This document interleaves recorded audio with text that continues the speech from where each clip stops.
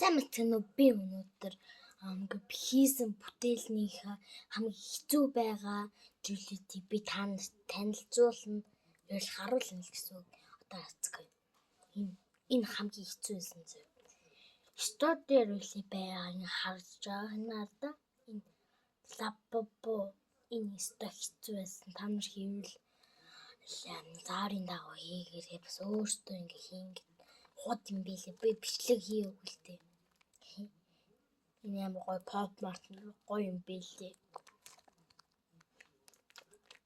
За баяртай. Тийм арай богинохон бичлэг үү.